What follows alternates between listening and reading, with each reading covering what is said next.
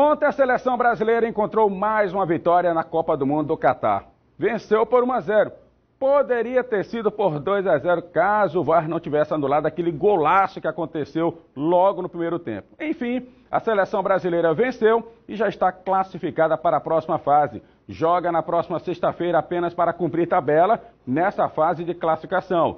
Fica o questionamento: será que o técnico Tite vai mudar a equipe, vai usar jogadores que foram para a Copa para servir a seleção, como é o caso de Everton Ribeiro, o caso de Daniel Alves, o próprio Pedro, enfim, dá para ele fazer essa experiência ou ele vai preferir dar ritmo a esses jogadores para a próxima fase, que é mata-mata? A próxima fase da Copa do Mundo não tem essa de empatar ou perder, vencer, vencer ou vencer. Só que o técnico Tite avaliou a vitória da seleção brasileira no jogo de ontem contra a Suíça.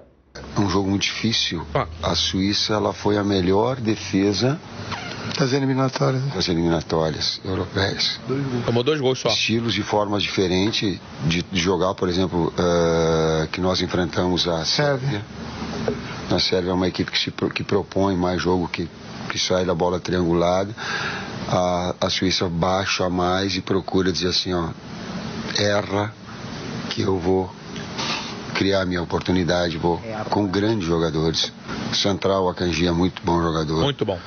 O Embolo é muito bom jogador. Muito bom. O Chac é muito bom jogador. Bom também. O lateral direito é muito bom jogador. O goleiro tem uma capacidade, sombra, de jogar com os 2 pés, de muito. Então a pressão, quando a gente fazia, tinha que fazer dele, mas não fazendo o goleiro, porque ele faz dupla sobra.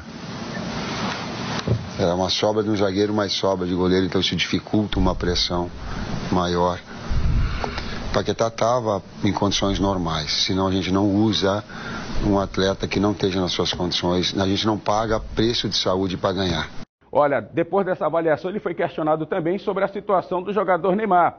Já deu para perceber que hoje a seleção brasileira não tem a famosa dependência Neymar, ou a Neymar dependência, não tem mais. A seleção brasileira hoje tem um elenco coeso, um elenco que quer jogar futebol, que quer ser hexacampeão, e aquele olhar focado só ao craque Neymar, ainda bem que nessa seleção não está acontecendo. E o técnico Tite destaca esse assunto. O primeiro jogo sem Neymar, eu vou pegar... Vocês escolheram a estrela hoje, Casimiro, né? A equipe faz a estrela. Boa. A equipe faz a estrela.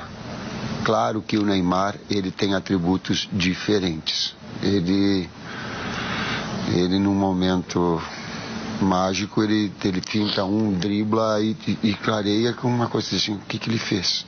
Ele tem essa capacidade. Outros jogadores estão nesse processo para atingir um nível que ele possa estar, tomara que atinge. Então sente, sim. Sente a falta do Neymar, sente.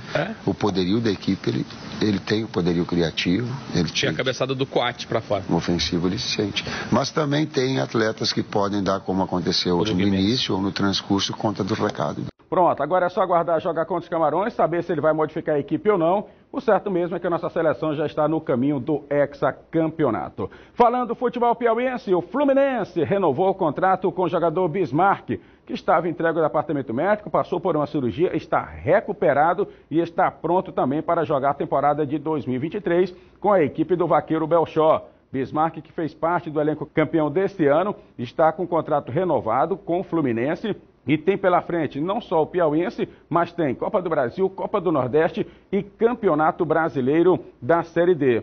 Um outro nome que foi anunciado também para o time do Fluminense, só que lá no ataque, Augusto, jogador piauiense que tem uma história no futebol brasileiro, já jogou no Santa Cruz, jogou em outras tantas equipes do futebol brasileiro, está retornando ao nosso futebol para vestir a camisa do Fluminense. Não custa nada lembrar, o Augusto vem com o desafio de dar o título para o Fluminense do Campeonato Piauiense e, claro, dar o acesso da Série D para a Série C do Campeonato Brasileiro. Mas ainda continua aquele questionamento em relação ao nosso futebol.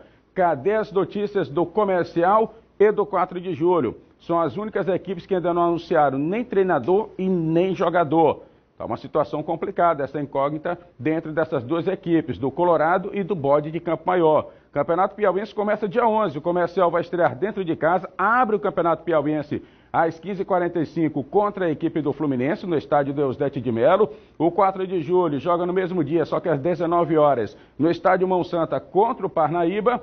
E por falar em Parnaíba, o Ferroviário, que pela primeira vez vai disputar o Campeonato Piauiense, já tem praticamente a sua equipe montada para jogar contra o River aqui em Teresina, dia 11 às 19 horas, no estádio Municipal Lindolfo Monteiro. Você poderia me perguntar, e o River já tem time? O River tem um gerente de futebol que já anunciou que o River vai, pelo menos, dia 25, anunciar 22 jogadores para a temporada de 2023. Eu falei aqui no nosso boletim esportivo que o River estava trabalhando igual mineiro, caladinho. Vai apresentar a comissão técnica, já apresentou, né? O técnico é o Gerson Guzmão.